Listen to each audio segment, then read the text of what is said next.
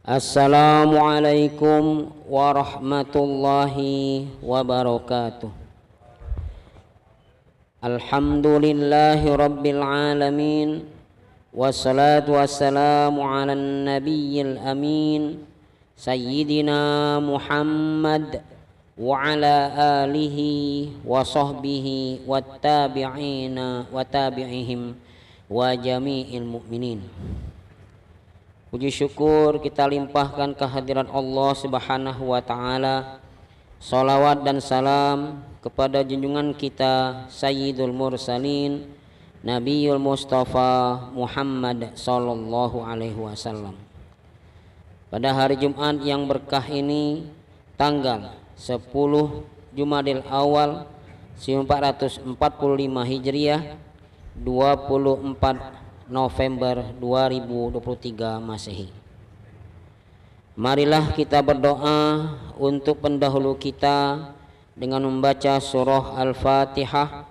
Semoga arwah almarhum almarhumah diampuni segala dosa, dimaafkan segala kesalahan, dan mendapat kemuliaan sisi Allah Subhanahu wa taala.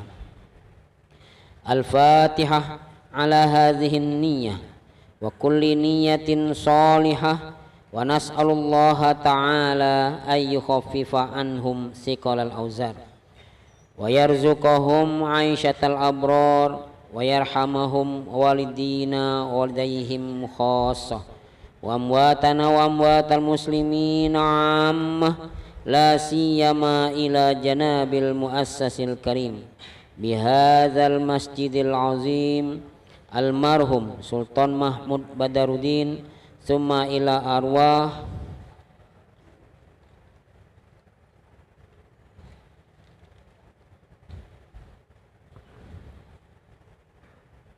almarhumah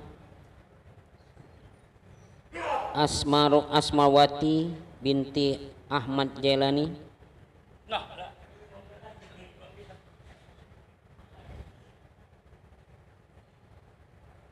almarhum Haji Abdul Razak bin Santri, almarhumah Hajah Khosiyah binti Haji Dung, almarhumah Ismar Nirwani binti Abdul Razak, almarhum Alim Bakhtar bin Haji Abdul Razak, almarhumah Emilia binti Haji Abdul Razak,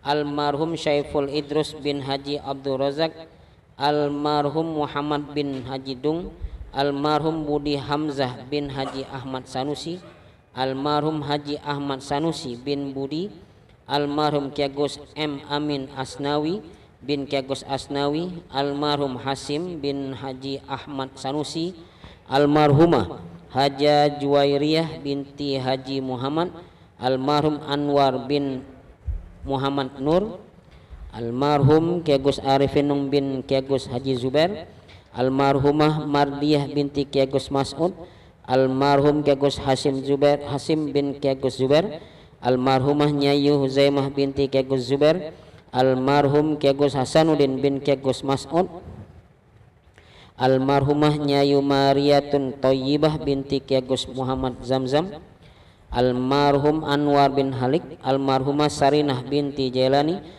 almarhum Ibrahim bin Abdul Karim, almarhumah Mursita binti Ja'i, almarhumah Cek Mori binti Delajam, almarhumah Cek Ayu binti Delajam, almarhum Haji Rozali bin Anang Ahmad, almarhumah Aminah binti Ahmad, almarhumah Hajah Hayani binti Haji Rozali, almarhumah Zaitun binti Haji Rozali, almarhum Muhammad Zain Sukri bin Haji Rozali, almarhumah Nyayu Hajah Nurmah binti Ki Agus Abdurrahman, almarhumah Nyayu Hamidah binti Ki Agus Abdurrahman, almarhum Raden Sartono bin Raden Subandrio, almarhumah Samsidar binti Lanan Pandukomalin, almarhum Abdul Karim bin Mahibat, almarhumah Siti Khadijah binti Arifin, almarhum Ja'i bin Adam, almarhumah Rohama binti Abdullah, almarhum M. Rusdi bin Haji Rashid Syafi'i, almarhum Sunario Dirjo Saputra bin Sarimin,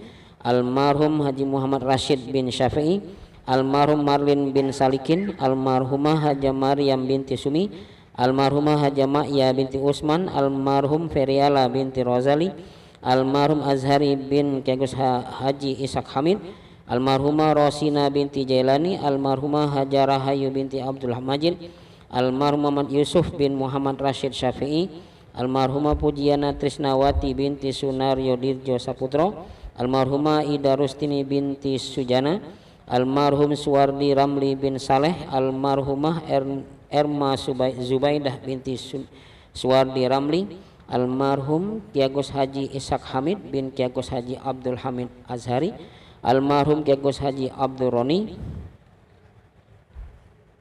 almarhum Muhammad Darwi bin Cikman, almarhum Destarata bin Cikman, almarhum Asmuni bin Mati, almarhum Al Habib Toha bin Umar Al Habsyi, almarhum Masagus Haji Muhammad Thalib bin Masagus Abdullah, almarhum Kiai Haji Abdul Wahab Ahmad, almarhum Kiai Haji Umar bin Majid, almarhum Kiai Haji Goloman Nastion bin M Nasanusi Nastion, almarhumah Cik Yun binti Mati, almarhumah Masnun binti Mati, almarhumah Suwaibah binti Cikman, almarhumah Siti Hamidah binti Cikman, almarhumah Setiawati binti Siblik, almarhumah Ulfa Damayanti binti Hazairin, almarhum Alwi bin Husin Sahab, almarhum Alwi bin Muhammad Al-Habsyi, almarhum Hashim bin Alwi Al-Habsyi, almarhum Abdullah bin Alwi Sahab, almarhum Zainal Abidin bin Hashim Al-Habsyi, almarhumah Aluyah binti Zain Sahab, almarhumah Aminah binti Zainal Abidin Arifai, almarhumah Syarifah Sidah binti Abdurrahman Al-Idrus, almarhumah Syarifah Hindun binti Alwi Sahab, almarhum Raden Haji Muhammad Akib bin Raden Muhammad Hashir, almarhum Dr. Suganda binti Matzola bin Ahmad Zola, almarhum Usman bin Muhammad Ali bin Muhammad Cing, almarhum Haji Muhammad Hendra Kurniawan bin Zainal Arifin, almarhum Ki Agus Haji Zakaria bin Abdullah, almarhumah Siti Aminah binti Abdurrahman, almarhumah Yaminah binti Rahman, almarhumah Haja Robiati binti Muksin, almarhum Abdurrahman bin Nanang, almarhum Mansur Rahman bin Rahman, almarhum Ki Agus Ali bin Ki Agus Amir Rahman, almarhum Ramze bin Amir, almarhumah Nyayu Haliyah Ona binti Ki Agus Abdul Karim, almarhumah Nyayu Hamidah binti Ki Agus Abdurrahman, almarhumah Nyimah Siti Nurbaya binti Abdul Aziz, almarhumah Nyayu Mardiyah binti Ki Agus Amir Rahman, almarhum Haji Kas Nomo bin Adam, almarhumah Haja Zulfatin binti Abdul Hamid, almarhumah Nazuah Andi bin Zaili, almarhum Sofyan Hadi bin Hasbullah, almarhum M Fitra Amin bin Nurdin Al-Habsyi, almarhum Ki Agus Zakaria bin Ki Agus Abdurrahman, almarhumah Siti Aniyah binti Abdurrahman, almarhumah Haja Romlah binti Batas, almarhumah Haja Mayunah binti Tenjor, almarhumah Fitriana binti Rustam, almarhumah Nazuah binti Abdul Qadir, almarhumah Roslina binti Abdul Sani, almarhumah Normaliti binti Haji Maman, almarhumah Munah binti Maman, almarhum M Rashid bin Haji Maman, almarhum Haji Maman bin Haji Dol, almarhum Abdul Qadir bin Maman bin Mantap, almarhum Dalil Ahmad bin Ahmad, almarhum Haji Mangku Mazani bin Haji Mazani, almarhum Muhammad Yusuf bin Abdul Qadir, almarhum Aminuddin bin Abdul Qadir, almarhum Rustam bin Kuntur, almarhum Ruslan bin Haji Maman, almarhum Haji Slamet Abdi bin Gumun Prawiro, almarhumah Nyimas Haja Romlah binti Ki Agus Haji Kemas Haji Abdullah, almarhum Kemas Haji Ar-Rahman bin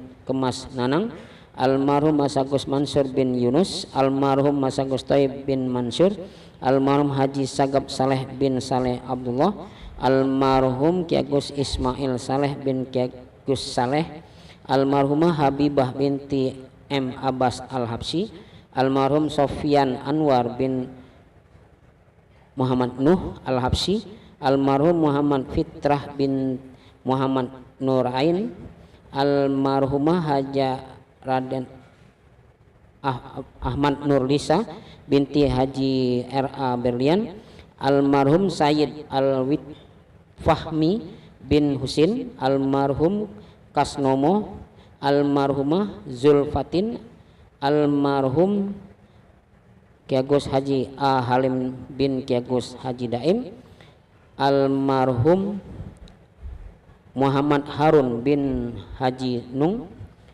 almarhum Abdul Jabbar bin Baginda Yaman, almarhum Jamil Syamsuddin bin Syamsuddin, almarhum Gunar Effendi bin Abdul Jabbar, almarhum Gusmar bin Suhaimi, almarhum Suhaimi bin Musa, almarhumah Janifah binti Sultan Bugis, almarhumah Nila Kesuma binti Abdul Jabbar, almarhumah Jusmaini binti Hamzah, almarhum Ki Agus Haji Nanung bin Pulan, almarhum Ki Agus Mansur bin Ki Agus Maci, almarhum Ki Agus Abdurrahim bin Ki Agus Mansur, almarhumah Siti Rahman binti Abbas Al-Habsyi, almarhum K.H. Bustami bin Ahmad, almarhum Ki Agus A. Halim Daim bin Ki Agus Ibrahim Akil, almarhumah Haja Nyayu Imaci binti Ki Agus Amin, almarhum Haji Ahmad bin Iding, almarhumah Haja Mulik binti Ahmad Iding, almarhum Ki Agus Ibrahim bin Ki Agus Akil, almarhumah Zaleha binti Ahmad,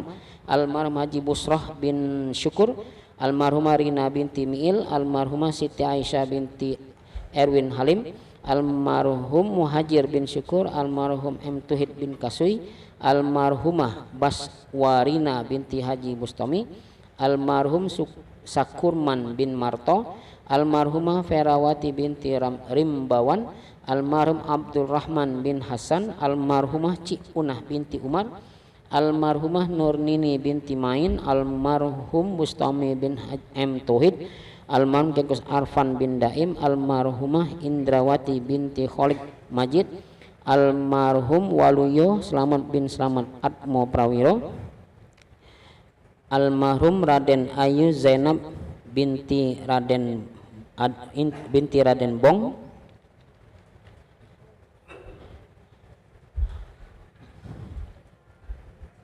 almarhum Kemas Haji Abdul Manan bin Kemas Muhammad Akib, almarhumah Haja Nongci bin Syahari, almarhum Sabini bin Hashim, almarhum Masagus Muhammad Yusuf bin Abdurroni, almarhum Kemas Ibrahim bin M. Mansur, almarhumah Haja Rohmah binti Saman, almarhumah Isawati binti Dasuki, almarhum Baran bin Soleh, almarhum Yudi Nugraha bin Soimimin Taslim, almarhumah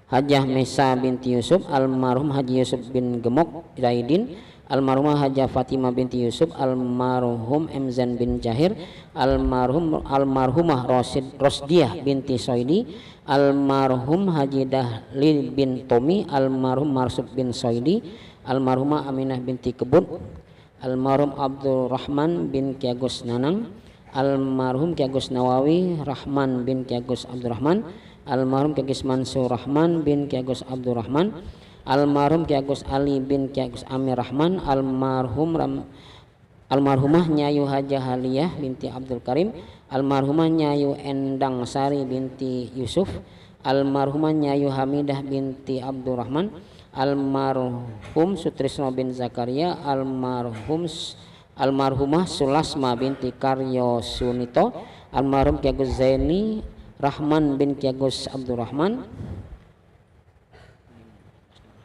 almarhum Zatal Amin bin Ali Zen, almarhum KH Ali Zen bin Zen, almarhum Yamin Hamid bin Abdul Hamid, almarhum Masagus Ibrani Umar bin Masagus Umar, almarhum Samsudin bin Ahmad, almarhumah Haja Dasimah binti Kohar, almarhum Abdullah bin Suhur, almarhumah Haja Matsuro binti Ar-Rahman, almarhumah Haja Hindun binti BM Najib,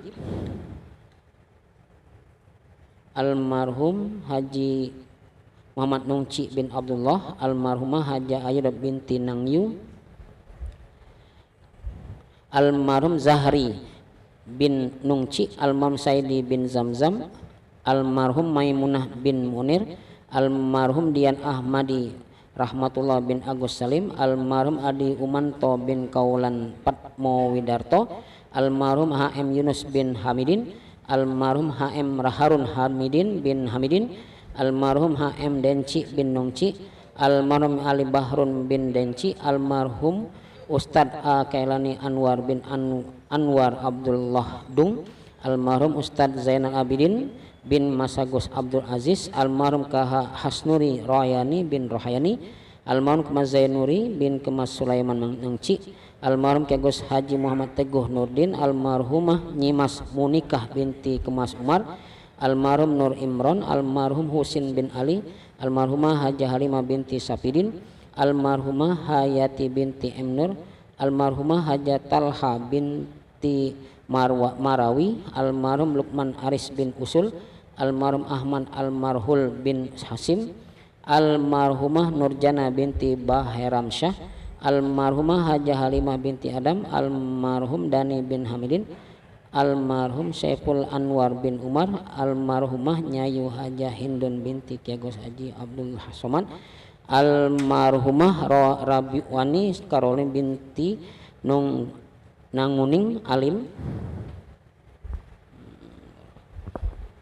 almarhum Haji Zainal Arifin bin Toyib, almarhum Jemaat bin Rimob, almarhum Said bin Nurdin, almarhum Sabarudin bin Toyib, almarhumah Linora binti Toyib, almarhumah Ratina binti Buyung Kaci, almarhum Ahmad Darfai bin Zaini, almarhum Darlis bin Emnur, almarhum Kiagus Romli bin Zainal Abidin, almarhum Ciyun bin Mati, almarhumah Siti Hamidah binti Cikman, almarhum Husnul Fajri bin Syarifuddin, almarhumah Hajah Fatimah bin Yusuf, almarhum Kartowiryo bin Kaliwon, almarhum Yusuf bin Suprianto, almarhum Kiagus Firdaus bin Kiagus Rusli, almarhum Kuat bin Kliwon, almarhum Wagiman bin Wiro Ikromo, almarhum Muhammad Yusuf bin Suprianto, almarhumah Hajah Maryam binti Abdullah, almarhum Abu Talib bin Muhammad Azhari, almarhum Ahmad Bukhari bin Abu Talib,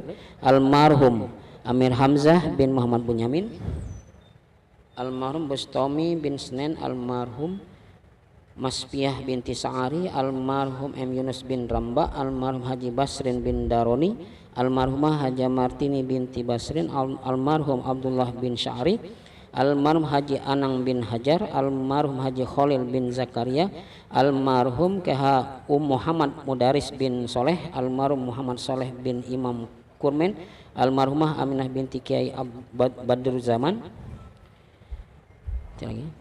Sumailah hadratin Nabi Mustafa Sayyidina Muhammad Rasulullah sallallahu alaihi wasallam wa ala alihi wa ashabihi wa zuriyatihil kiram. Al-Fatihah.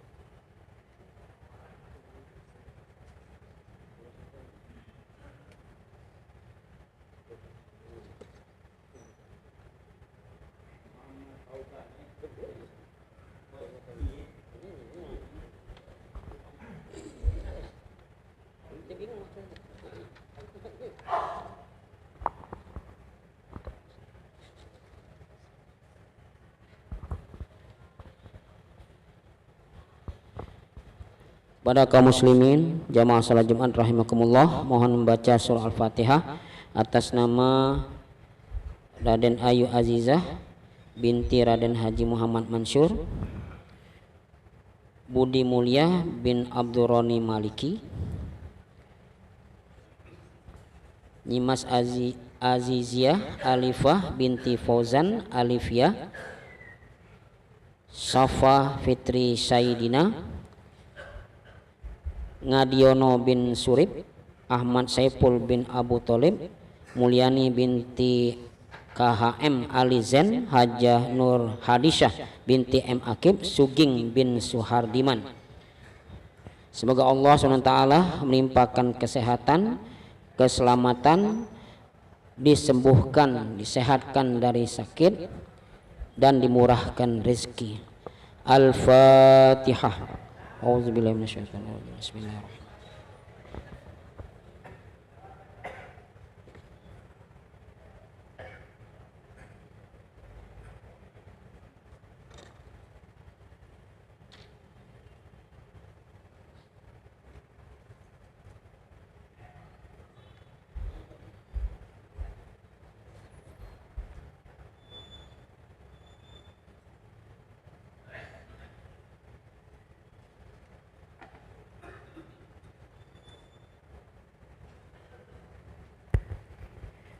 Assalamualaikum warahmatullahi wabarakatuh.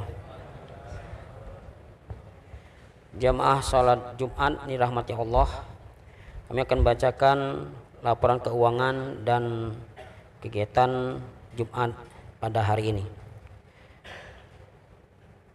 Laporan keuangan Yayasan Masjid Agung Palembang Jumat tanggal 10 Jumadil Awal 1445 Hijriah, 24 November 2023 Masehi. Kas dan tabungan Yayasan Masjid Agung, saldo kas tanggal 15 November 2023 3.526.806 rupiah. Penerimaan kas tanggal 16 November sampai dengan 22 November 2023 12.348.000 rupiah. Hasil kota amal Jumat dan rawatib 21.699.500 rupiah. Setoran bidang pendidikan Yayasan Masjid Agung 30.225.000 rupiah. Jumlah penerimaan kas 67.799.306 rupiah. Jumlah saldo kas tanggal 22 November 2023 11.393.306 rupiah. Tabungan Yayasan Masjid Agung di bank operasional Yayasan 301.631.400 rupiah. Pembangunan 23.971.149 rupiah. Pendidikan 109.243.719 rupiah. Petugas sholat Jumat tanggal 10 Jumadil Awal 1445 Hijriah, 24 November 2023 Masehi. Khotib Al-Ustaz Al-Habib Muhammad Syukri Sahab. Imam Al-Ustaz Haji Abdurrahman Ramli SAG MPDI. Qori Ustaz Haji Muhammad Fauzan SOSI. Muazin Ustaz Kiagos Nur Maulidan. Muraki Ustaz Muhammad Fauzan Aziman. Tausiah subuh Ahad tanggal 12 Jumadil Awal 1445 Hijriah, 26 November 2023 Masehi, akan disampaikan Ustaz Haji Syamsul Bahri SAG. Demi khusus kita bersama, bagi jamaah yang menggunakan HP, kami harapkan untuk tidak mengaktifkannya. Demikianlah yang dapat kami informasikan. Akhirul kalam. Wassalamualaikum warahmatullahi wabarakatuh.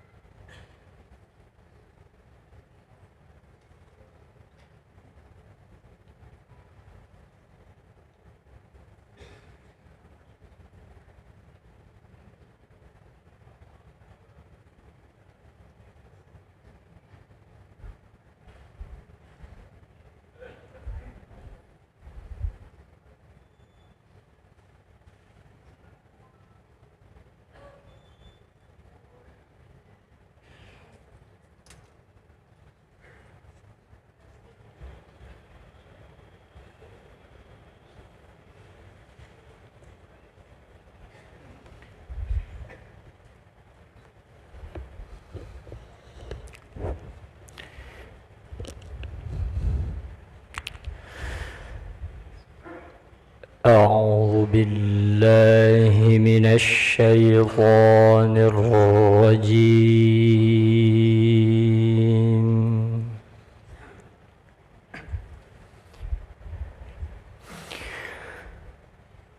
بسم الله الرحمن الرحيم.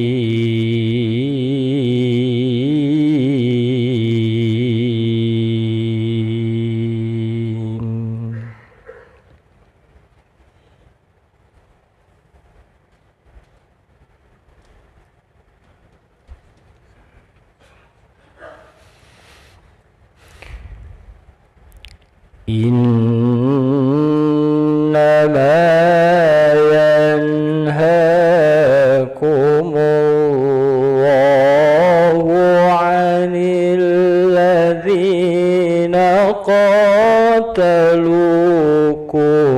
في الدين وأخرجوكم من دياركم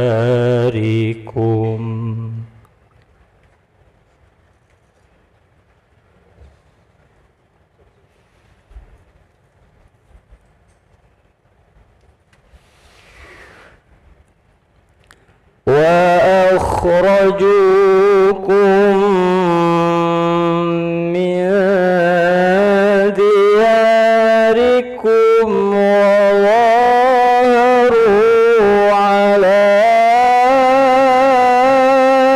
إخراجكم أن تولوهم.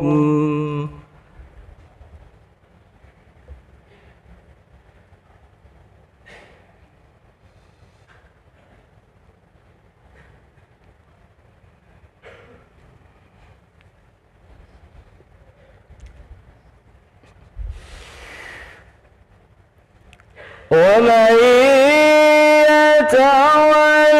يتولهم فأولئك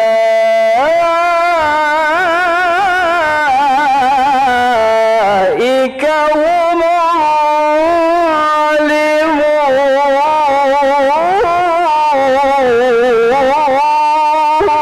الظالمون.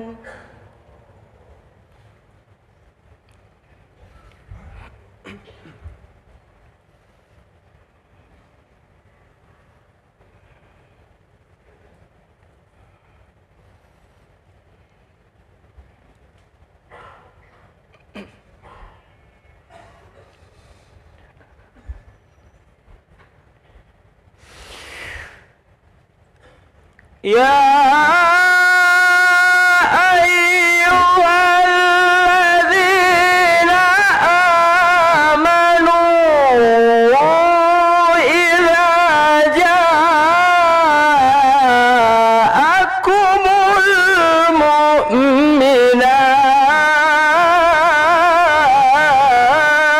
المؤمنات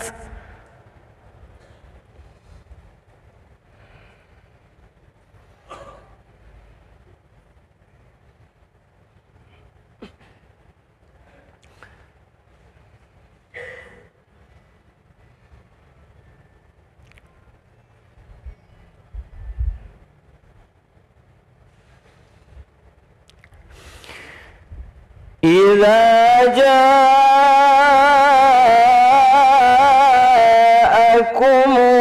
المؤمنات مهاجرات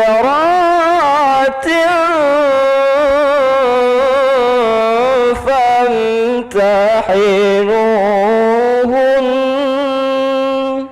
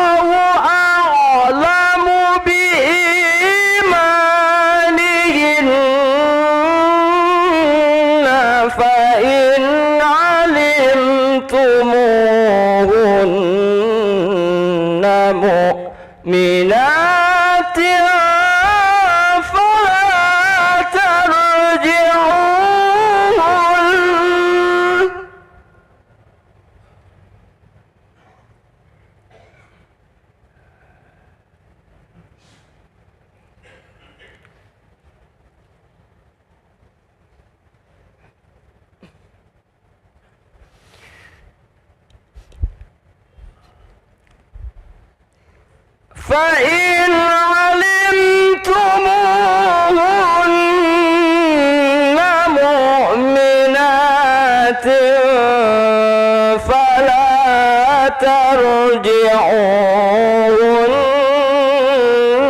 إلى الكفار.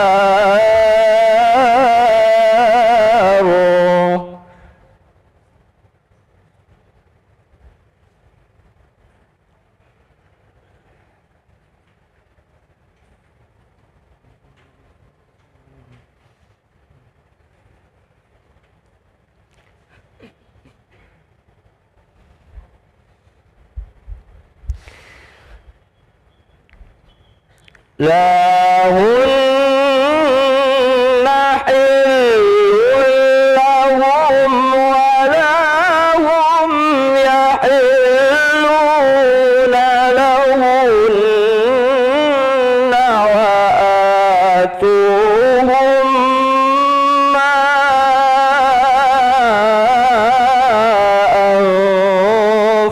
أنفقوا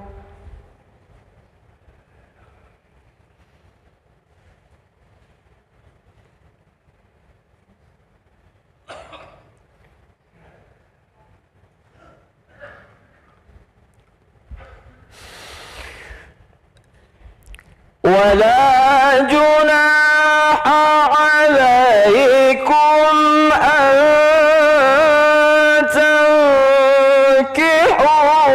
تنكحوهن إذا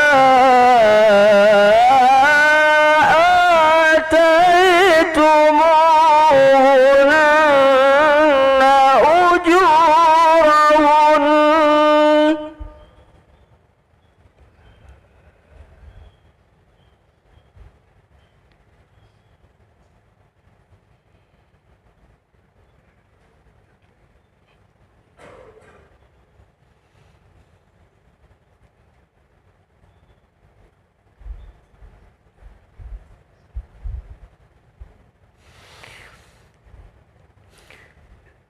ولا تمسكوا بعصم الكوافر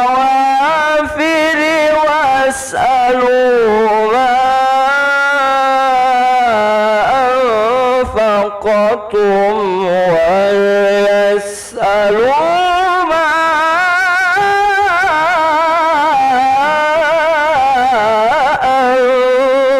أنفقوا.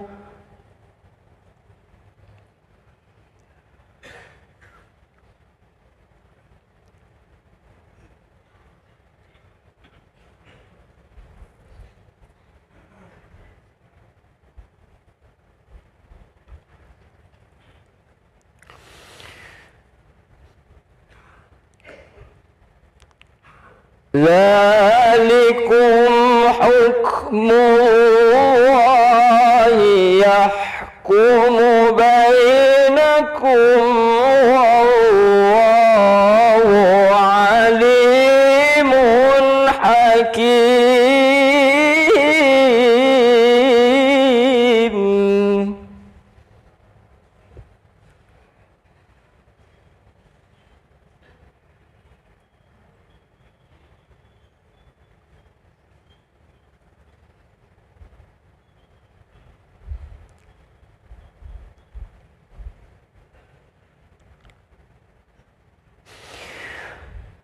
وإن فاتكم شيء من أزواجكم إلى الكفار فعاقبتم فآتوا الذين ذهبت أزواجهم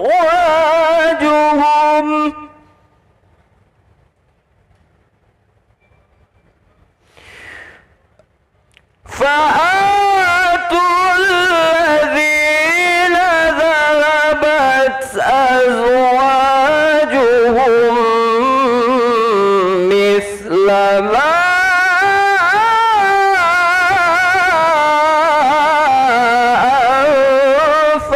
أنفقوا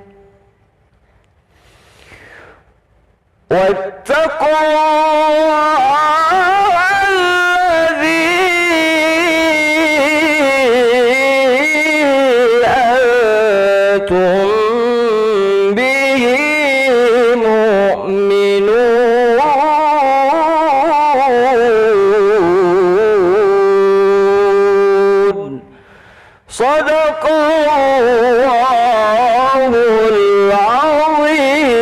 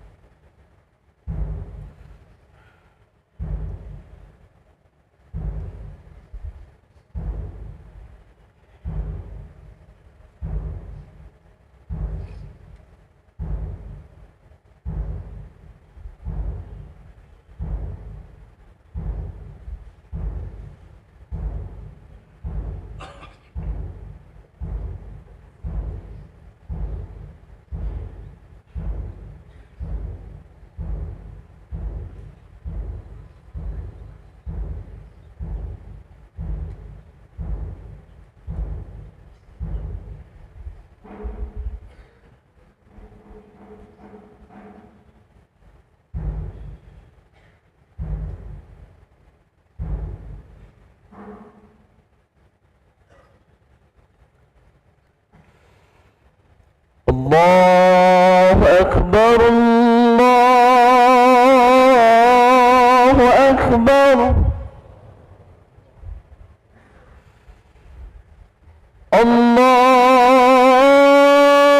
Allahu Akbar,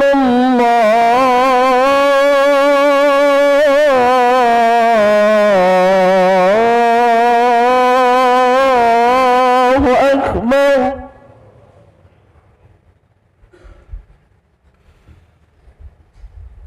أشهد أن لا إله إلا الله.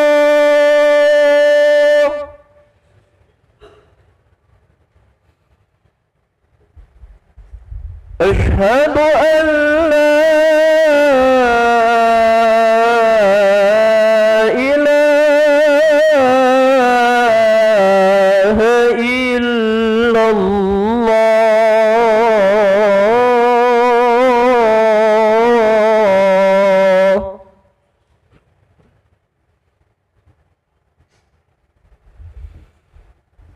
أشهد أن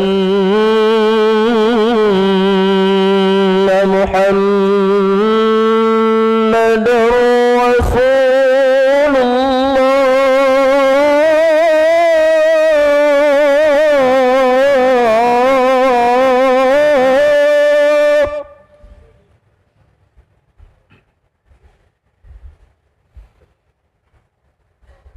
أشهد أن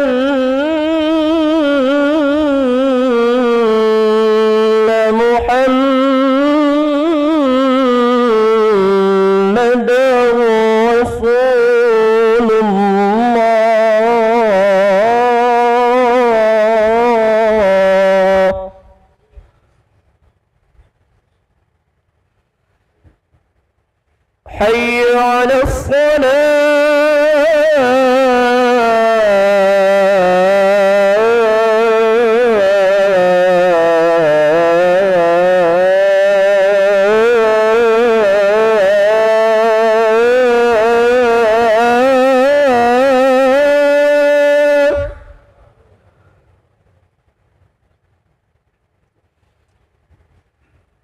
حي على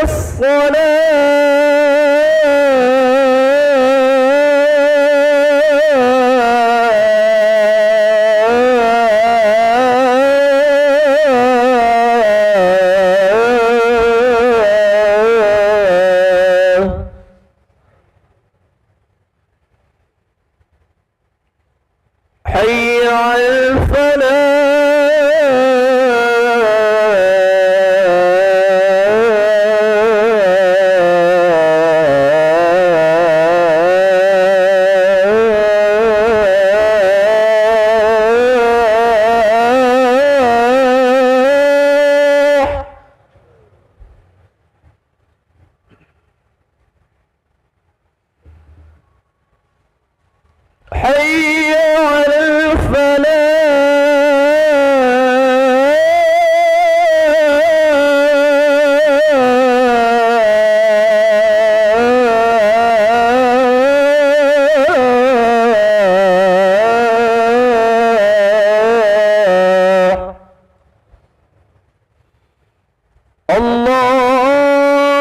أكبر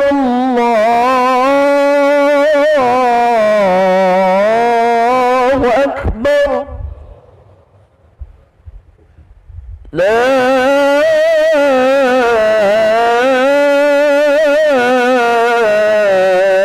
إله إلا الله.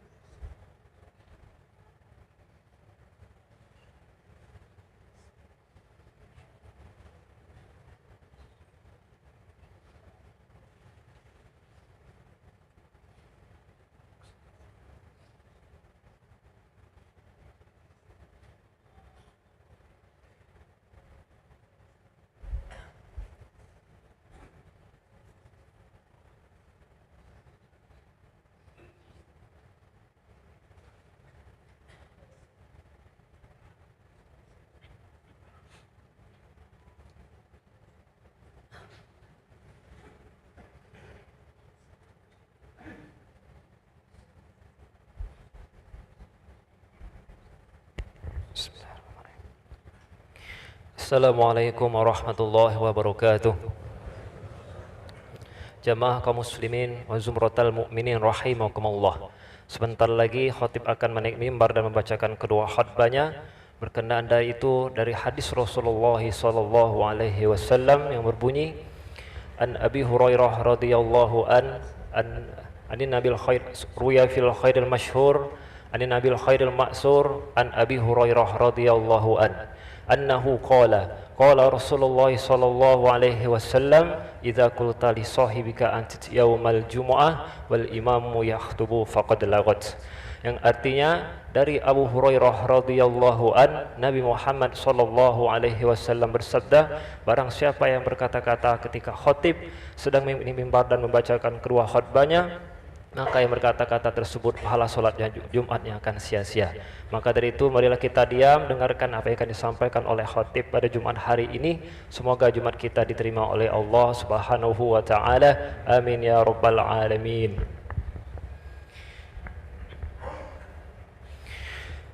Inna Allah wa malaikatahu yusalluna 'alan nabi يا أيها الذين آمنوا صلوا عليه وسلموا تسليما اللهم صل وسلم على سيدنا محمد سيد المرسلين وعلى آله الطيبين الطاهرين وأصحابه وارض عنهم أجمعين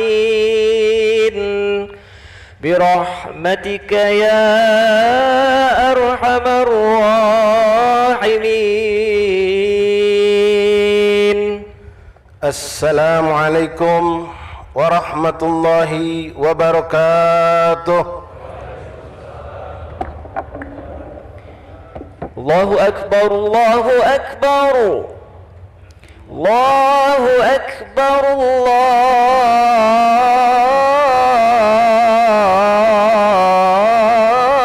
Akbar.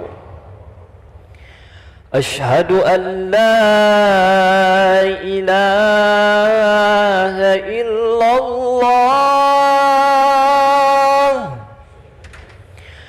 Ashhadu an la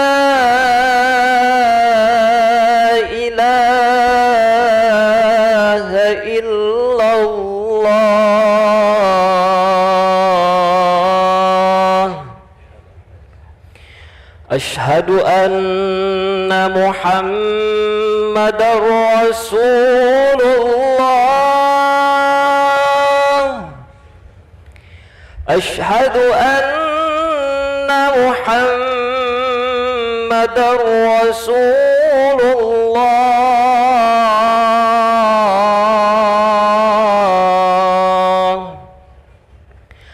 حي على الصلاة، حي على الصلاة،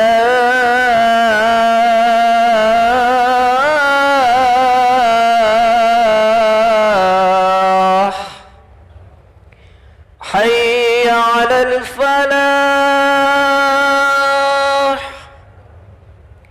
حي على الفلاح.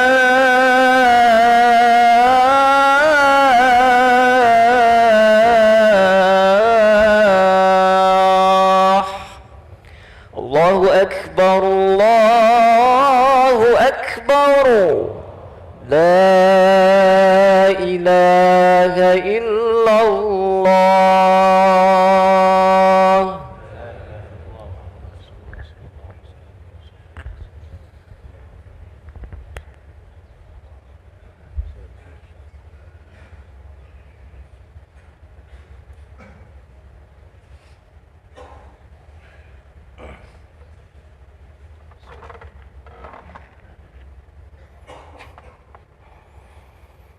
الحمد لله، الحمد لله نحمده ونستعين ونستغفره ونعوذ بالله من شرور أنفسنا ومن سيئات أعمالنا. من يهده الله فلا مضل له ومن يضلله فلا هادي له. أشهد أن لا إله إلا الله وحده لا شريك له لا ربا سواه. وأشهد أن سيدنا ونبينا محمدا عبده ورسوله لا نبي بعده. اللهم صل وسلم وبارك وكرم بقدر عظمة ذاتك العلية في كل وقت وحين أبدا عدد ما علمت وزنة ما علمت ملء ما علمت على سيدنا ومولانا محمد وعلى آل سيدنا ومولانا محمد. أما بعد فيا عباد الله أوصيكم ونفسي بتقوى الله. اتقوا الله اتقوا الله حق تقاته ولا تموتن إلا وأنتم مسلمون. اتقوا الله ما استطعتم فقد فاز المتقون. معاشر الحاضرين جماعة صلاة Jumat rahimani rahimakumullah. Alhamdulillah thumma alhamdulillah thumma alhamdulillah lakal hamdu syukra ya Rabbana. Tidak henti-henti lisan berucap syukur kehadirat Allah subhanahu wa ta'ala, Tuhan semesta alam, Tuhan yang kaya, maha kaya, perkaya, yang memberikan nikmat demi nikmat kepada hamba-hambanya.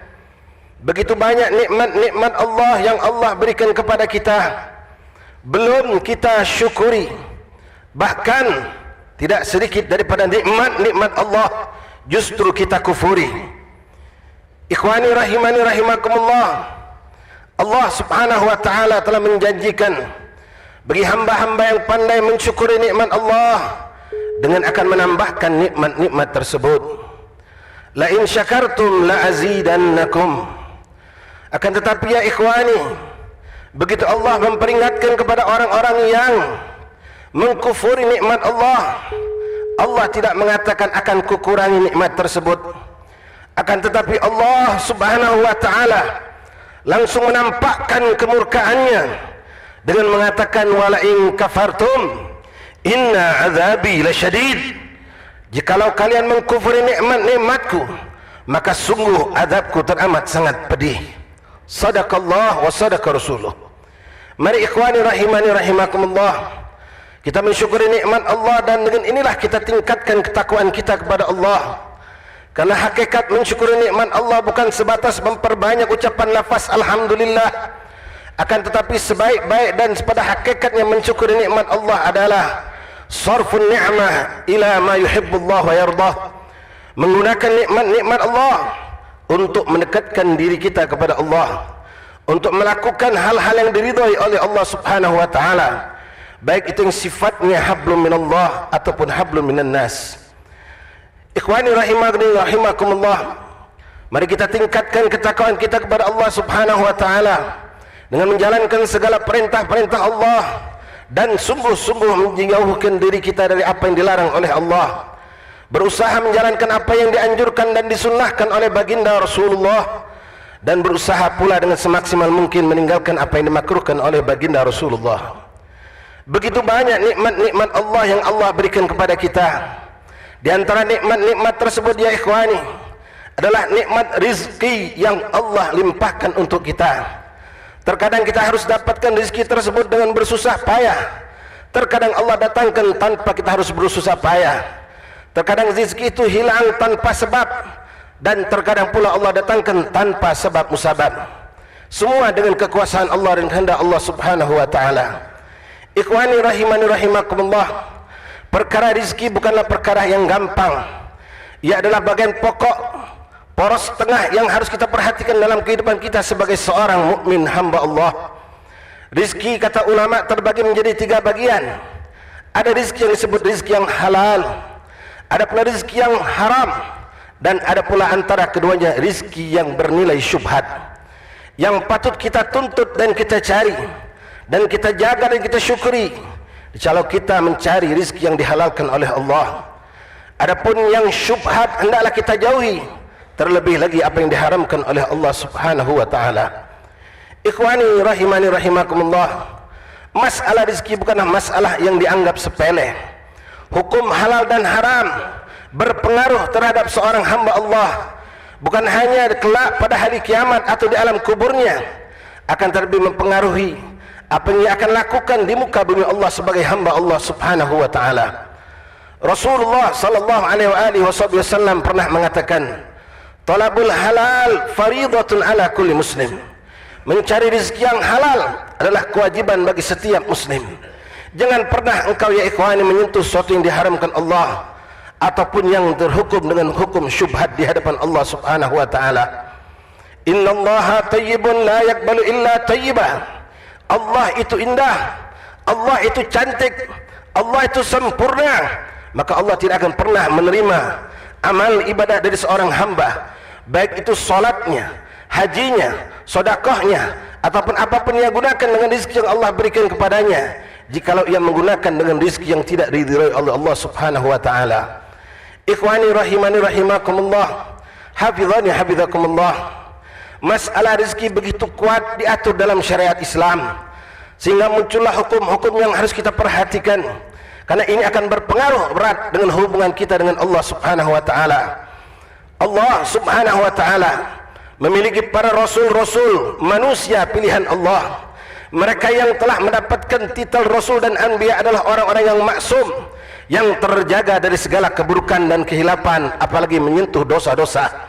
Akan tetapi Allah Subhanahu wa taala mengingatkan kepada mereka dalam ayat Al-Quran. Allah berfirman, a'udzubillahi minasyaitonir rajim, ya ayyuhar rasul kulu minat tayyibati wa'malus salihat. Allah Subhanahu wa taala memerintahkan kepada mereka para rasul-rasul Allah yang notabene mereka adalah manusia-manusia pilihan Allah yang maksum, terjaga dari kesalahan, dari kehilapan. Namun Allah mengingatkan kepada mereka, wahai rasul-rasulku, kata Allah, kulu minat tayyibat, makanlah dari yang baik-baik, dari yang aku halalkan, yang aku ridhai. Maka dengan itu kalian akan mampu dan berbuatlah amal-amal soleh. Ikhwani rahimakumullah, ahli tafsir menyatakan dari susunan perintah Allah Subhanahu wa taala, Allah lebih dahulu memerintahkan kepada mereka para anbiya dan rasul untuk memperhatikan perkara yang halal dalam makanan mereka. Baru setelah itu muncul perintah untuk beramal saleh. Dalam makna hal ini ikhwani menggambarkan kepada kita, seorang akan mampu melakukan amal yang saleh jikalau ia memakan dari yang dihalalkan oleh Allah. Begitupun baginda Rasulullah sallallahu alaihi wasallam mengingatkan kita begitu banyak dalam hadis-hadisnya. Di antaranya beliau Rasulullah pernah bersabda, man akalal halal ata jawarihu sya'am abah, wa man akalal haram asad jawarihu sya'am abah. Rasul mengatakan, orang-orang yang makan dan minum dari rizki yang halal, ata jawarihu sya'am abah, mereka akan taat kepada Allah, tubuhnya akan lunak untuk tunduk dengan perintah Allah, akan banyak beribadah ke hadapan Allah. Sya'am abah, mau tidak mau itu akan terjadi, kata Rasulullah. Akan tetapi ikhwani, berhati-hatilah dengan perkara yang haram, karena Rasul mengatakan, waman akalal haram asad jawarihu sya'am abah. Siapa yang makan, minum, menggunakan dalam kehidupannya dari yang haram, asad jawarihu sya'am abah, maka mau tidak mau tubuhnya akan bermaksiat kepada Allah Subhanahu wa taala. Ikhwani rahimani rahimakumullah, dalam realiti kehidupan kita terkadang menyaksikan ada orang-orang yang kita yakini seyakin-yakinnya mereka memiliki sumber rezeki yang haram, mendapatkan rezeki dengan cara menipu, merampas, korupsi, menukar barang yang baik dengan yang buruk dan seterusnya, melanggar syariat Allah. Akan tetapi kita saksikan mereka rajin beribadah, mereka berumrah, mereka bahkan membangun masjid, menermakan di sini dan di situ di harta mereka. Ya ikhwani, jangan tertipu dengan pemandangan seperti ini. Mereka adalah orang-orang yang sedang dalam kategori istidraj, dalam keadaan dibenci dan diulur oleh Allah untuk mereka diazab dengan azab yang pedih. Dan apapun amal mereka yang mereka lakukan dari kebaikan, pastikan ya ikhwani, Rasul menyatakan tidak akan pernah diterima oleh Allah Subhanahu wa taala. Sehingga kita tidak boleh menyatakan dan membenarkan sikap mereka mengambil dengan rezeki yang haram. Rasul telah mengatakan tadi seperti kami sampaikan, innallaha thayyibun la yaqbalu illa thayyibah. Orang itu membangun 10 masjid, membangun 10 madrasah, menghajikan dirinya dan keluarganya, berumrah berkali-kali dalam setahun, derma di sana, tidak akan satu pun dari amal ibadahnya akan diterima oleh Allah Subhanahu wa taala. Hati-hati ya ikhwani, jikalau kita menghadap Allah dengan menggunakan amal ibadah tersebut dengan rezeki yang haram, a'maluna mardudatun la tuqbalu. Amal ibadah kita akan tertolak dan tidak akan pernah diterima oleh Allah Subhanahu wa taala. Sebagaimana baginda Rasulullah pernah mengingatkan tentang perkara seorang yang melakukan salat, kata Rasulullah, orang tersebut salat menghadap Allah, ia menggunakan pakaian yang mana pakaian itu ia beli dengan harga 10 dirham. Akan tetapi ya ikhwani, dari 10 dirham tersebut Rasul mengatakan ada satu uang yang haram yang ia campurkan ke dalamnya. 9 dirham dari yang halal, 1 dirham dari yang haram. Lalu ia berikan pakaian untuk dikenakan menghadap Allah, salat di hadapan Allah Subhanahu wa taala. Apa yang terjadi dengan salat hamba ini ya ikhwani? Rasul menyatakan dengan tegas, lam yatakabbalallahu salatahu. Sungguh Allah tidak akan pernah menerima salat hamba tersebut. Ikhwani rahimani rahimakumullah, ulama mengingatkan kepada kita tentang cerita ini yang datang dari Rasulullah. Kalau seandainya 10 dirham, 9 dirham dari yang halal, 1 dirham dari yang haram bercampur ke dalamnya, lalu kita beri pakaian untuk gunakan untuk salat menghadap Allah, untuk ibadah yang lainnya, maka ibadah kita akan tertolak. Bagaimana dengan orang-orang yang sepenuh hartanya, ia dengan sepenuh hartanya membeli dari barang yang haram untuk ibadah di hadapan Allah Subhanahu wa taala? Jikalau 1 dirham saja tertolak dikarenakan hal itu dibenci oleh Allah, walaupun ada 9 yang halal, bagaimana jikalau 10 dirham semua dari rezeki yang diharamkan oleh Allah? Akhiran aqulu lakum ya ikhwani, sebuah cerita pun datang dari Rasulullah. Kita sering mengeluh tentang doa yang tak kundung diijabah oleh Allah. Kita saat ini berkumpul di mana-mana manusia umat Islam mengangkat tangan dengan jumlah yang tidak sedikit, bukan 10 atau 100, bahkan ribuan, bahkan mencapai ratusan ribu, mendoakan ikhwanuna muslimin yang ada di Gaza, di Palestina. Akan tetapi seakan-akan ikhwan kita saksikan doa kita tak kunjung diijabah oleh Allah. Kezaliman orang-orang kafir, musyrikin Yahudi terus berlanjut, bahkan bertambah keji adanya. Kenapa hal ini terjadi ya ikhwani? Perlu kita koreksi pada diri kita masing-masing. Di antara faktor yang menjadikan doa yang tidak akan diijabah oleh Allah, jikalau kita dalam kehidupan kita, makan minum kita, pakaian kita, bahkan tubuh kita tumbuh dari yang diharamkan oleh Allah Subhanahu wa taala. Rasulullah bercerita tentang seorang laki-laki yutilus safar ash'atha agbar yamuddu yadayhi ila sama. Ada seorang, kata Rasulullah, dia dalam perjalanan yang jauh, musafir adalah orang yang disebabkan dengan safarnya, selagi bukan maksiat, adalah sebab menjadi doa ijabah dari Allah Subhanahu wa taala. Siapapun yang musafir ya ikhwani, selagi tujuan bukan untuk bermaksiat, maka doanya akan diijabah oleh Allah. Ash'atha agbar, orang ini dalam keadaan luluh, dalam keadaan pakaian yang tidaklah cantik, rendah di pandangan manusia. Lalu dia pun mengangkat tangannya di hadapan Allah. Dia mengangkat tangannya ya ikhwani, yamuddu yadayhi ila sama. Dia mengangkat tangannya menengadah ke langit, ya Allah. Bahkan dia berteriak dengan hati yang dihadirkan olehnya, ya Rabbi, ya Rabb, ya Allah. Ia memohon hajatnya kepada Allah. Akan tetapi apa dikatakan oleh Rasulullah ya ikhwani? Wa mat'ahumul haram, wa mashrabuhul haram, wa malbathuhul haram, wa ghudhiya bil haram, fa ayyu istajabalah. Nabi mengatakan orang laki-laki tersebut yang seharusnya dia sangat diijabah oleh Allah, dia menengadahkan tangannya meminta dengan serius kepada Allah, ia menyebut dengan nama Allah, ya Rabbi, ya Rabb. Akan tetapi orang tersebut, kata Rasulullah, makannya dari yang haram, minumnya dari yang haram, pakaiannya pun dibeli dengan rezeki yang haram, bahkan tubuhnya tumbuh dari yang haram. Fa ayyustajabalah, bagaimana mungkin Allah akan mengijabah doa-doa mereka, kata Rasulullah. Mari ikhwan rahimakumullah, Allah memberikan rizki yang luas, yang halal dan halal itu banyak. Carilah rizki yang diridhai Allah.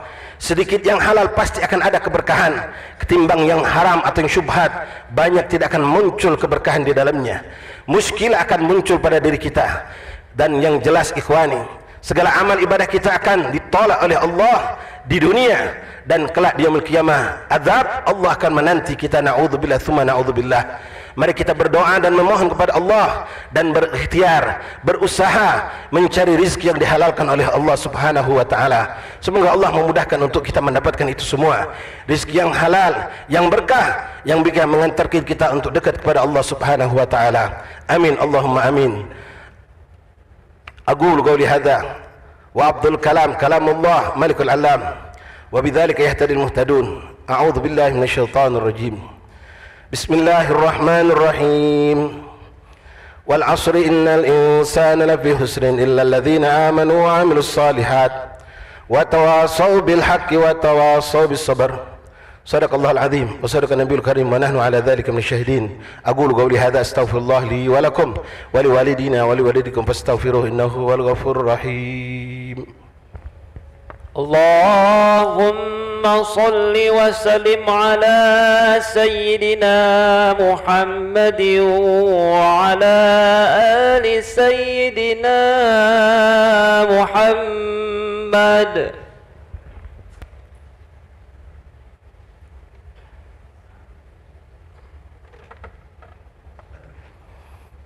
الحمد لله الحمد لله الذي هدانا لهذا وما كنا لنهتدي لولا أن هدانا الله. أشهد أن لا إله إلا الله وأشهد أن محمدا عبده ورسوله. اللهم صل وسلم وبارك وكرم على سيدنا محمد عبدك ورسولك النبي الأمي وعلى آله وصحبه أجمعين. أما بعد فيا عباد الله، أوصيكم ونفسي بتقوى الله. اتقوا الله حيثما كنت فأتبع السيئة حسنة تمحها وخلق الناس بخلق حسن. فقد أمرنا وإياكم سبحانه وتعالى بكثرة الصلاة والسلام على خير الأنام، حيث يقول الله تبارك وتعالى في القرآن العظيم: إن الله وملائكته يصلون على النبي يا أيها الذين آمنوا صلوا عليه وسلموا تسليما. اللهم صل وسلم على سيدنا محمد وعلى آل محمد كما صليت على إبراهيم وعلى آل إبراهيم، وبارك على محمد وعلى آل محمد كما باركت على إبراهيم وعلى آل إبراهيم في العالمين إنك حميد مجيد. ورضي الله تعالى عن أصحاب رسول الله أجمعين، خصوصا ساداتنا أبي بكر وعمر وعثمان وعلي، وكفى الشر مبشرين بالجنة، وأهل بيت رسول الله وأزواج رسول الله وذرية رسول الله وأصحابي وأحبابي وأنصاري رسول الله والتابعين والتابعين ومن تبعهم بإحسان إلى يوم الدين، وعلينا ما هم فيهم برحمتك يا أرحم الراحمين. اللهم اغفر للمسلمين والمسلمات والمؤمنين والمؤمنات الأحياء منهم والأموات. اللهم اكفنا وإياهم شر مصائب الدنيا والدين. اللهم اصلحنا وأصلح من في صلاحه صلاح الإسلام والمسلمين، ولا تهلكنا وأهلك من في هلك الإسلام والمسلمين. اللهم اسقنا غيثا والرحمة مع اللطف العافية والبركة، ولا تجعلنا من القانطين. اللهم اسقنا غيثا والرحمة مع اللطف العافية والبركة، ولا تجعلنا من المحرومين. اللهم ارفع وادفع واصرف عنا وعن المسلمين عامة، وعن بلادنا إندونيسيا خاصة، وعن إخواننا في غزة فلسطين خاصة، البلاء والوباء والمرض والسقم والغلاء وزلزال الشول الطوفان وترسل الأعداء وسائر البلايا والفتن ما ظهر منها وما بطن برحمتك يا أرحم الراحمين. اللهم احفظ وارحم وانصر إخواننا في فلسطين. اللهم أعنهم، اللهم أيدهم، اللهم قوهم، اللهم أهلك أعداءنا وأعداءهم يهود المشركين بجودك وقوتك يا أرحم الراحمين. عباد الله، إن الله يأمركم بالعدل والإحسان وإيتاء ذي القربى وينهى عن الفحشاء والبغي يعظكم لعلكم تذكرون. اذكروا الله يذكركم واشكروا على نعمه يزدكم واسألوا من فضله يعطيكم ولذكر الله أكبر والله يعلم ما تصنعون. أقم الصلاة. الله أكبر الله أكبر أشهد أن لا إله إلا الله أشهد أن محمد رسول الله حي على الصلاة حي على الفلاح قد قامت الصلاة قد قامت الصلاة الله أكبر لا إله إلا الله.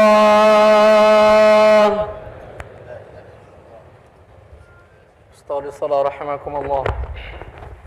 أقيموا واعتدلوا وسدوا الخلل.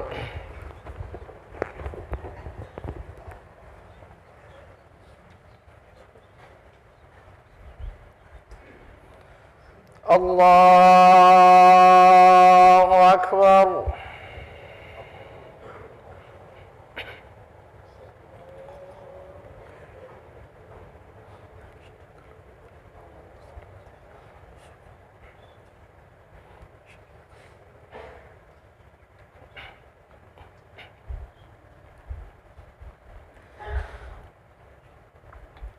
بسم الله الرحمن الرحيم.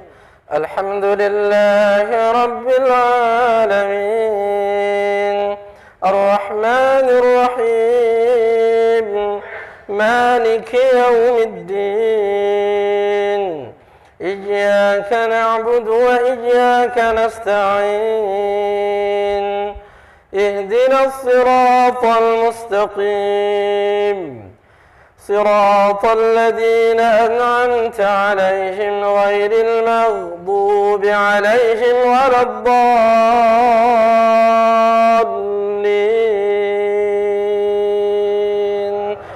آمين.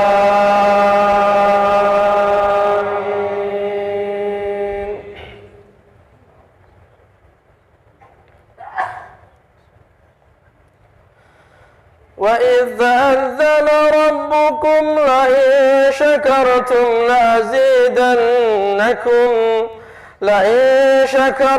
لأزيدنكم ولئن كفرتم إن عذابي لشديد.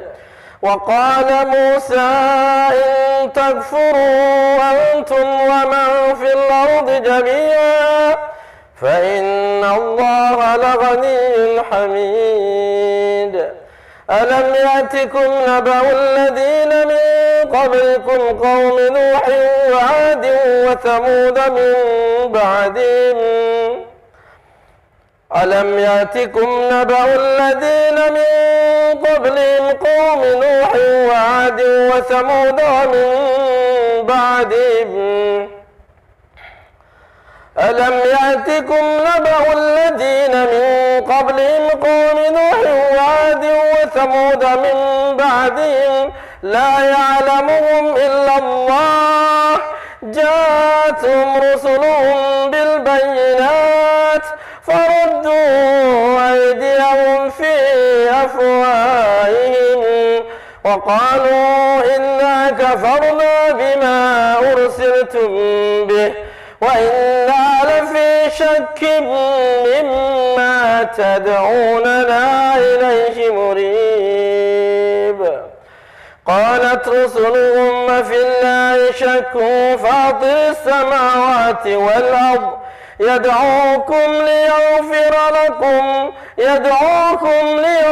لكم ذنوبكم ويؤخركم إلى أجل مسمى قالوا إن أنتم إلا بشر مثلنا تريدون أن تصدونا عما كان يعبد آباؤنا فأتونا بسلطان مبين. الله أكبر.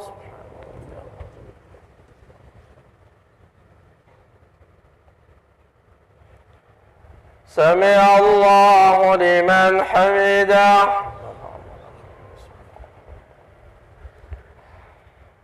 الله أكبر. سبحان ربي الأعلى. سبحان ربي.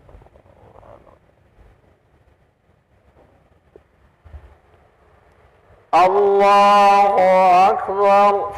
وارحمني واجبرني وارفعني وارزقني.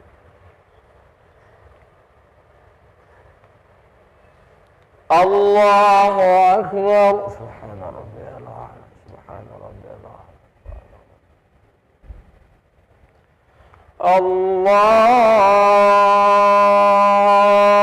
الله أكبر. بسم الله الرحمن الرحيم. الحمد لله رب العالمين الرحمن الرحيم مالك يوم الدين إياك نعبد وإياك نستعين اهدنا الصراط المستقيم صراط الذين أنعمت عليهم غير المغضوب عليهم ولا الضالين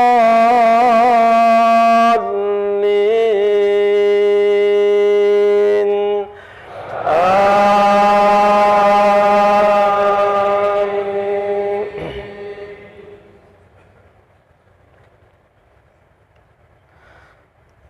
قالت لهم رسلهم إن نحن إلا بشر مثلكم ولكن الله يمن على من يشاء من عباده وما كان لنا أن نأتيكم بسلطان إلا بإذن الله وعلى الله فليتوكل المؤمنون وما كان لنا أن نتوكل إلا على ما هدى الله لنا قد هدانا سبلنا وما لنا ألا نتوكل على الله وقد هدانا سبلنا ولنصبرن على ما آذيتمونا وعلى الله فليتوكل المتوكلون. الله أكبر.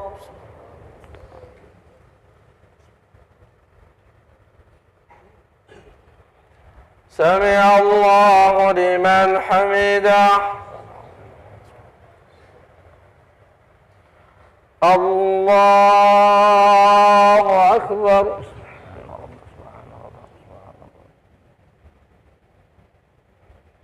الله أكبر.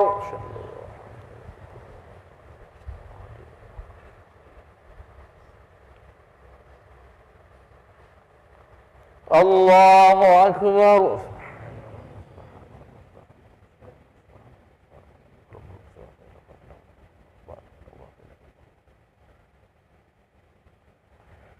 الله أكبر. تحيات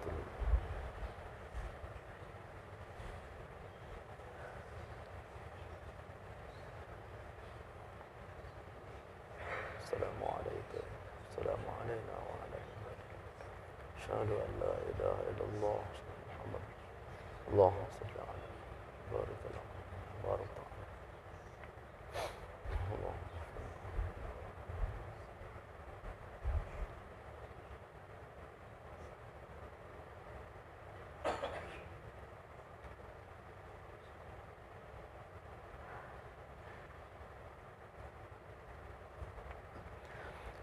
السلام عليكم ورحمة الله.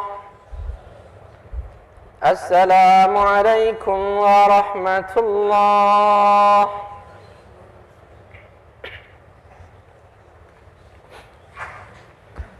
استغفر الله العظيم الذي لا إله إلا هو الحي القيوم ونتوب إليه. استغفر الله العظيم الذي لا إله إلا هو الحي القيوم ونتوب إليه. استغفر الله العظيم الذي لا إله إلا هو الحي القيوم ونتوب إليه.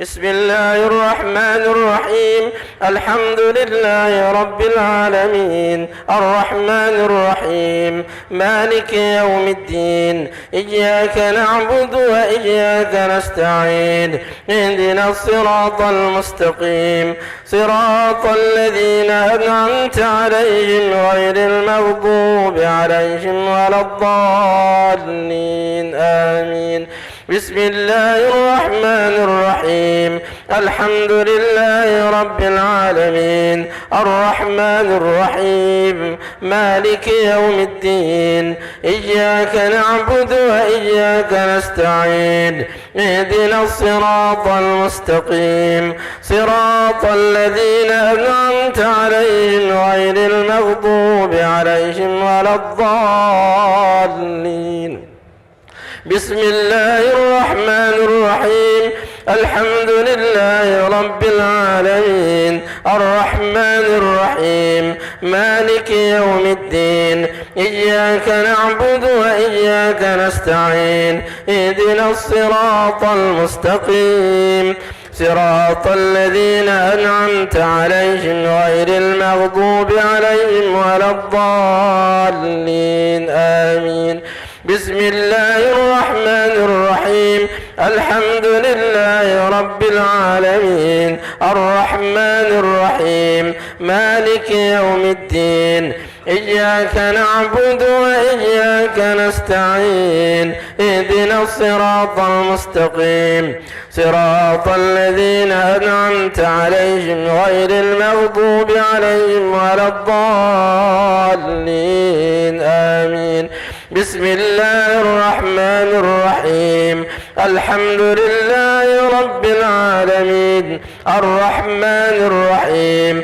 مالك يوم الدين إياك نعبد وإياك نستعين اهدنا الصراط المستقيم صراط الذين أنعمت عليهم غير المغضوب عليهم ولا الضالين آمين بسم الله الرحمن الرحيم الحمد لله رب العالمين الرحمن الرحيم مالك يوم الدين إياك نعبد وإياك نستعين اهدنا الصراط المستقيم صراط الذين أنعمت عليهم غير المغضوب عليهم ولا الضالين آمين بسم الله الرحمن الرحيم الحمد لله رب العالمين الرحمن الرحيم مالك يوم الدين إياك نعبد وإياك نستعين اهدنا الصراط المستقيم والذين أنعمت عليهم غير المغضوب عليهم ولا الضالين آمين بسم الله الرحمن الرحيم قل هو الله أحد الله الصمد لم يلد ولم يولد ولم يكن له كفوا أحد بسم الله الرحمن الرحيم قل هو الله أحد الله الصمد لم يلد ولم يولد ولم يكن له كفوا أحد بسم الله الرحمن الرحيم قل هو الله أحد الله الصمد لم يلد ولم يولد ولم يكن له كفوا أحد بسم الله الرحمن الرحيم قل هو الله أحد الله الصمد لم يلد ولم يولد ولم يكن له كفوا أحد بسم الله الرحمن الرحيم قل هو الله أحد الله الصمد لم يلد ولم يولد ولم يكن له كفوا أحد بسم الله الرحمن الرحيم قل هو الله أحد الله الصمد لم يلد ولم يولد ولم يكن له كفوا أحد بسم الله الرحمن الرحيم قل هو الله أحد الله الصمد لم يلد ولم يولد ولم يكن له كفوا أحد بسم الله الرحمن الرحيم قل أعوذ برب الفلق من شر ما خلق ومن شر غاسق إذا وقب ومن شر النفاثات في العقد ومن شر حاسد إذا حسد. بسم الله الرحمن الرحيم. قل أعوذ برب الفلق من شر ما خلق ومن شر غاسق إذا وقب ومن شر النفاثات في العقد ومن شر حاسد إذا حسد. بسم الله الرحمن الرحيم. قل أعوذ برب الفلق من شر ما خلق ومن شر غاسق إذا وقب ومن شر النفاثات في العقد ومن شر حاسد إذا حسد. بسم الله الرحمن الرحيم. قل أعوذ برب الفلق من شر ما خلق ومن شر غاسق إذا وقب ومن شر النفاثات في العقد ومن شر حاسد إذا حسد. بسم الله الرحمن الرحيم. قل أعوذ برب الفلق من شر ما خلق ومن شر غاسق إذا وقب ومن شر النفاثات في العقد ومن شر حاسد إذا حسد. بسم الله الرحمن الرحيم. قل أعوذ برب الفلق من شر ما خلق ومن شر غاسق إذا وقب ومن شر النفاثات في العقد ومن شر حاسد إذا حسد. بسم الله الرحمن الرحيم. قل أعوذ برب الفلق من شر ما خلق ومن شر غاسق إذا وقب ومن شر النفاثات في العقد ومن شر حاسد إذا حسد. بسم الله الرحمن الرحيم. قل أعوذ برب الناس ملك الناس إله الناس من شر الوسواس الخناس الذي يوسوس في صدور الناس من الجنة والناس. بسم الله الرحمن الرحيم. قل أعوذ برب الناس ملك الناس إله الناس من شر الوسواس الخناس الذي يوسوس في صدور الناس من الجنة والناس. بسم الله الرحمن الرحيم. قل أعوذ برب الناس ملك الناس إله الناس من شر الوسواس الخناس الذي يوسوس في صدور الناس من الجنة والناس. بسم الله الرحمن الرحيم. قل أعوذ برب الناس ملك الناس إله الناس من شر الوسواس الخناس الذي يوسوس في صدور الناس من الجنة والناس. بسم الله الرحمن الرحيم. من شر الوسواس الخناس الذي يوسوس في صدور الناس من الجنة والناس. بسم الله الرحمن الرحيم. قل أعوذ برب الناس ملك الناس إله الناس من شر الوسواس الخناس الذي يوسوس في صدور الناس من الجنة والناس. بسم الله الرحمن الرحيم. قل أعوذ برب الناس ملك الناس إله الناس من شر الوسواس الخناس الذي يوسوس في صدور الناس من الجنة والناس. يا لطيف يا كافي يا حفيظ يا شافي الله يا لطيف يا كافي يا حفيظ يا شافي الله يا لطيف يا وافي الله يا كريم أنت الله لا إله إلا الله لا إله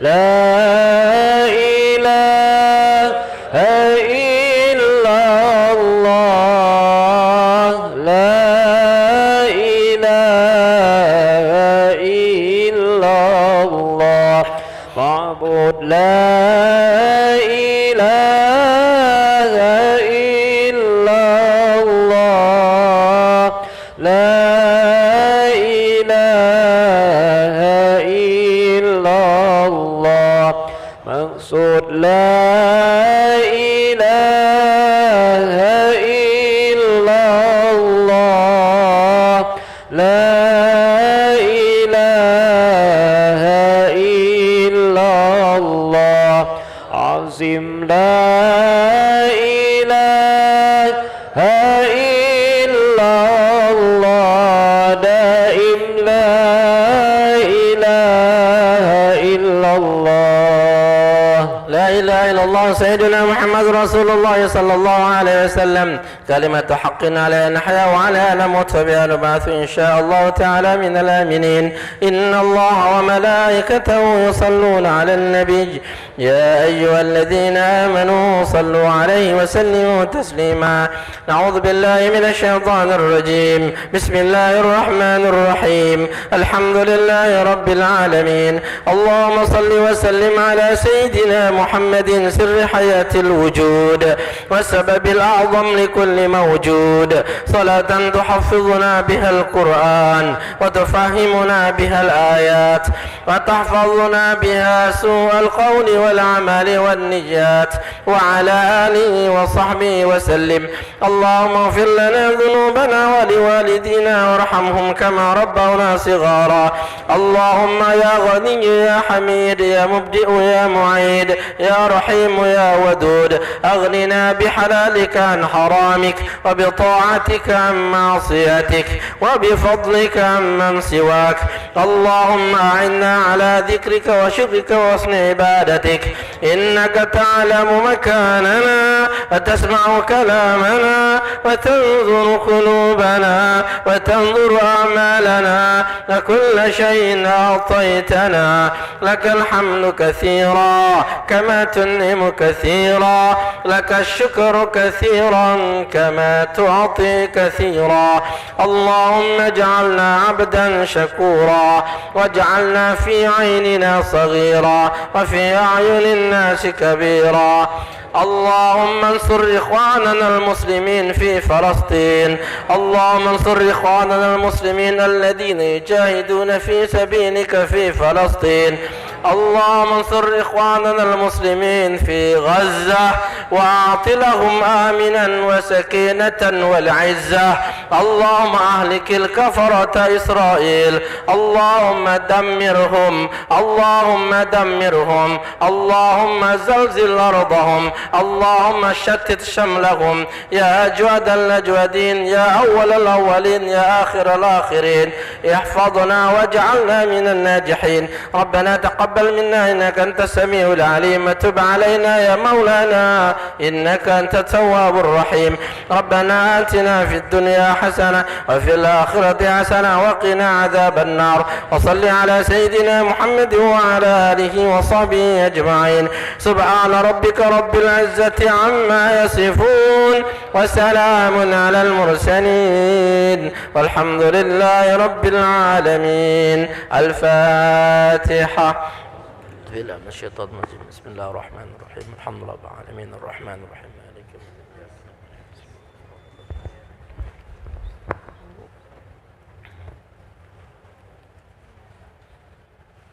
اللهم بحق الفاتحة سر الفاتحة بكرامة الفاتحة بنور الفاتحة يا فارج الهم يا كاشف الغم يا من لعباده يغفر ويرحم يا دافع البلاء يا الله يا دافع البلاء يا رحمن يا دافع البلاء يا رحيم ادفع عنا من كل بلاء الدنيا وعذاب الآخرة اغفر لنا ذنوبنا أجمعين دعواهم فيها سبحانك اللهم وتحيتهم فيها سلام وآخر دعواهم أن الحمد لله رب العالمين.